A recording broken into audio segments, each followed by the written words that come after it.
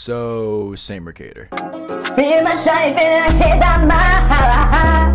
Me and my shawty finna hit that mile. Yeah, Saint Mercator is an underground artist that's quickly developed a big cult following online through platforms like TikTok and SoundCloud, and has also been co-signed by popular artists such as Eric Doa, K-Suave, Benji Cold, and even Rich Amiri. And all this popularity has happened basically over the course of like 8 months, although he's been in the game for like well over 5 to 6 years. So who is Saint Mercator? How did he develop his style? What was his upbringing like? What got him into music? Today I'll be covering all these kinds of topics, and also including a 2-hour interview that me and Mercator decided on doing. So yeah, stay tuned. Mercator was born November 21st, 1999 in Franklin, Tennessee, which is a small town that sits just outside of Nashville. Mercator's earliest of memories came from when he was around 2 to 3 years old, which is why Mercator includes 2002 in his name as a sign of like when his conscience was born. He only lived in Franklin up until he was around 4 years old, which is the age where he moved from Franklin to another slightly bigger town called Murfreesboro. Murfreesboro growing up was basically an in-between area, housing plenty of beautiful suburbs, a southern downtown area, but also having more than its fair share of violence and poverty. Growing up with his parents and a sister in a low-income area and constantly living out of hotels infested with like bed bugs to living to classic, ratchet, conjunct, those kind of apartments. Although he was always in an arm's reach of this kind of violence, it never really caught up to him, due to his sister just constantly looking out for him and just basically steering him in the right direction, which allowed him to stay mostly out of harm's way and develop with really ever being caught up in the streets. Initially, and still to this day, Mercator was incredibly fascinated by, you guessed it, paleontology. He fell in love with dinosaurs and mostly anything science and earth related, with him developing heavy curiosity on these topics, especially from shows like Discovery Channel, which just further pushed his curiosity at the time. Not only this, but around this time he also became heavily interested in pop culture by consistently watching shows like MTV and also Disney, which is what would inspire a lot of his ideas and aesthetics, which is basically what he still uses to this day. Not only this, but he would also get heavily inspired by his dad's music taste, with his dad showing him artists such as Tina Marie, Isley Brothers, and Rick James, which would go on to heavily impact his current sound. Around this time, he would also get fully introduced to rap, with his mom playing a classic track called Mind Playing Tricks on Me by Scarface. I sit alone in my four-cornered room staring at candles. But in school, sadly, things weren't too hot. Due to Mercator's at-home situation growing up, he would constantly get bullied for his clothes and was basically starting to tempt into fighting people. But at school, fighting isn't really an option unless your goals are juvie before you're even a teenager. And there was really only one way Mercator could vent at this time, which was putting energy into a different area, rap. Now, obviously around this time, since Mercator was around 12, he wasn't really going into studios or hopping on FL Studio. He would just practice rapping and do freestyles, which would all lead up to his greatest battle against his teacher. I can fucking rap on these motherfuckers. And it culminated, bro, with like me and my teacher, bro. Me and my teacher had a fucking rap battle at like the end of the year and shit. Like the whole, like all the classes were gathered around and shit. He won. He fucking won. Damn. He was like, you think you fly, bringing all that dirt. Trying to flex on me, you got on an Angry Bird shirt. I was like, damn. After getting out of middle school and eventually transferring into high school, things initially were going all well. He would hang out with his friends, go out, and would even start a collective with his group of friends called Small Society. And everything seemed to be working out up until his family decided on moving to another small town called Oak Ridge. Oak Ridge was a completely separate experience from Murfreesboro. Oak Ridge had about a current population of 31,000, which in a town is nothing. And during this time, his high school experience completely changed. Oak Ridge had little to no diversity, very few events, and basically consisted of bored rich kids that were just constantly abusing drugs and just chasing highs. But thankfully, due to Mercator's upbringing and his guidance from his sister, he basically strayed away from this, except for minor experimentation. And because of the quick change in surroundings and the differences in goals and interests, he quickly became isolated and wasn't really attached to any certain kind of group. Around this time, he was sort of known as like the weirder kid, being into things like anime, and was even starting to become active in the hip-hop scene, dropping his first official release December 31st, 2016, called She Hates Me. You wish I would leave, you wish I would be like the tide and wash out the sea. Transitioning into 2017, which would be the year that Mercator would really start to get heavily into the underground scene with artists like XXXTentacion, Ski Mask, Lil Peep, and Trippie Redd that were all making waves at the time. And around this time, he would also start doing freestyles and would battle rap students around school and would even upload freestyles such as the one on August 6th, 2017 called the XXL Freestyle and the Flashy Freestyle. Water. Yeah. Achy breaky heart, feeling like I'm Billy Ray. But very tragically this same month, his father would end up passing away. Moving forward, things only began to build, with Mercator trying to finish high school and deal with his family's grief and stress. He eventually ended up turning back to music, and began listening to artists such as Witch House, Grief, and Rip Monoshrine.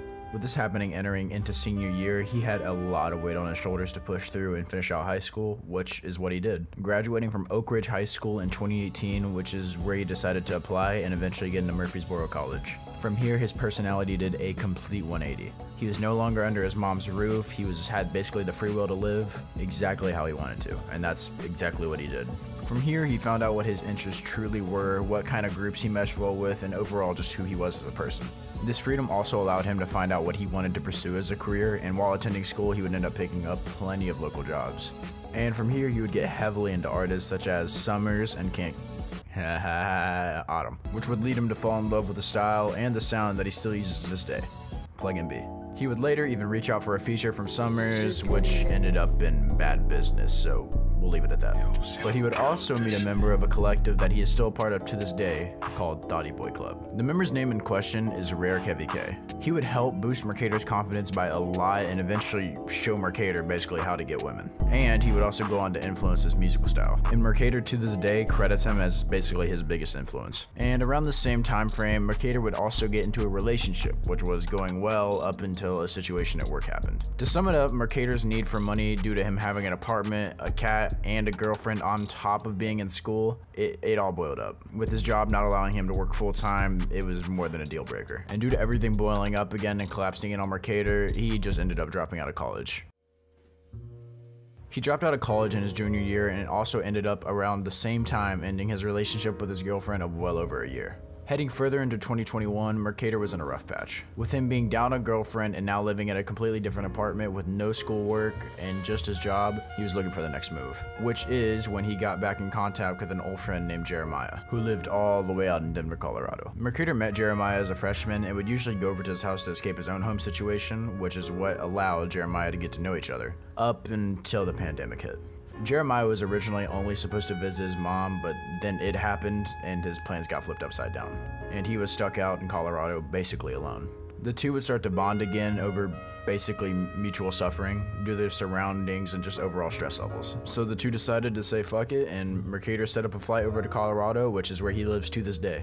When moving, his job at Circle K decided to transfer him over from Tennessee to Colorado, and from there he was set. But due to him having no friends in this area besides Jeremiah, when he wasn't at work, he had a lot of free time, which led him back into music. Before this, he had been releasing EPs and singles, but never really honing in on the music and dedicating himself fully towards creating music. So at the very end of 2021, around December, he ended up locking in and dropping over 81 singles, combining into over 5 EPs, which is simply insane for under 4 months. Not only this, but towards the end of 2021 going into 2022, he ended up starting his own collective called Ventega Boys 16x4. Ventega Boys 16x4 is a collective of artists and other creative talent which consists of members such as Milk Carton, Rare VK, and Bando Loco. This collective helped Mercator find artists with similar mindsets and just to basically overall help him continue to stay consistent. But as far as the story goes, that's it. But we still have a couple of questions. Why is it fuck KanKan? So on December 3rd, 2021, Mercator would drop Fuck KanKan, which is obviously a diss track on KanKan. The reason for this diss was because of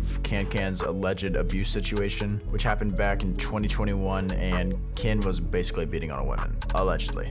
Kinda. No need really for further elaboration, and due to Mercator's history and relationships and him basically growing up in a fully female household, those things kind of won't fly, so. But why did Mercator diss Yeat? Well, this situation happened a bit differently. So basically, a member, like we mentioned earlier, a member of Ventega Boys goes by Bando Loco. He had been working on putting out music and was eventually hit up by Yeat to do work. And well, they did work, but however, Bando ended up getting kicked off. And he got replaced by Ken Carson. You guys can figure out what track that was. And from there, it was fuck Yeat. Going into Mercator's creative process, Mercator is a BandLab artist and records strictly off his phone. He has access to tools like FL Studio, but he just really hasn't been able to replicate his sound on different apps. And if it's not broke, just don't fix it. Usually in all his songs, he doesn't use any kind of auto-tune, which some might kind of find odd, but the reason his vocals have a completely different pitch from his talking voice, it's because of his use of tempo and speed, which usually after recording his song, he speeds up the vocals and the beat, which gives it, you know, that very, very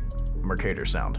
So that just about sums up Mercator's story. For privacy reasons, I decided to gloss over most of the details regarding Saint's relationship with females, and I more than likely glossed over some details. But don't worry, that's all covered in the interview. So go check it out. It should be up alongside this video, or at least within like 1 to 2 days. And sadly today there won't be a music selection since most of Mercator's discography is put out in like singles and there's like EPs, but I don't really feel like breaking that down right now.